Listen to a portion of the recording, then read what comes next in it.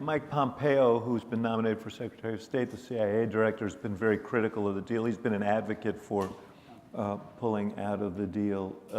Do you expect that his appointment will make it more likely that we pull out of the deal? And should the Senate oppose him on that basis?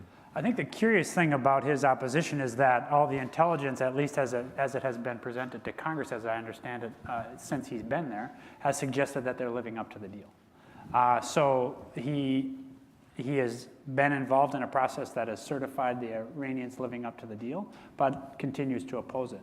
So I don't understand the substantive basis for his. Well, the substantive basis is that they're doing things outside the realm of the deal that are aggressive in terms of development of their missile technology and so on. Right, well, which he has an ideological objection to the deal. The deal was about the nuclear program. Mm-hmm. There's no question that everybody shares opposition to other nefarious activities that the Iranians are conducting in the region. Yemen, Syria, Iraq, and elsewhere, and obviously against our ally in Israel. So the issue here is expressly on what we used to call the wolf closest to the door, the Iranian nuclear program. The deal is living up to its expectations. And so, part of what concerns me about his nomination, Axe, is it does seem to be an ideological opposition. But isn't he reflecting, it doesn't, I guess the question is, I'm asking you this as someone who's worked for a president. Yeah. I mean, I'm personally torn on this because I don't agree with Pompeo on a whole array of things, this being chief among them. Yeah. On the other hand, the State Department's falling apart, and you know this. A lot of the senior level people have left, and there are fewer people, younger, junior people applying for the Foreign Service.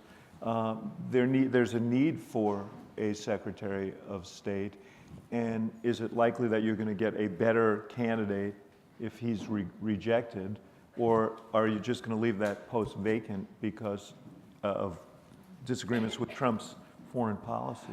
Well, look, I've avoided saying whether any of these nominations should go forward or not. This is the perfect place to break that habit. Yeah. In typical Axe fashion, you're kind of pressing the case, I've noticed. Let's set aside whether they should vote yea or nay. It looks like he's going to have a hard time getting out of the committee if that hasn't already happened. I heard it might happen today. But we'll get to the floor. We'll get to the floor. But if the question is the institution of the State Department and the health of that institution, I would be concerned that the guy who's coming in to lead the institution has just left the CIA, maintaining an ideological opposition to the Iran deal, notwithstanding the fact that, again, as I understand the certifications having been made to Congress, suggest the intelligence suggesting that they're living up to the deal. And so what we don't need is another head of an agency that doesn't listen to the professionals that staff those agencies. He is the head of an agency right now, so he'll be giving the president advice on this one way or the other. Yeah, he will. He will. And he's,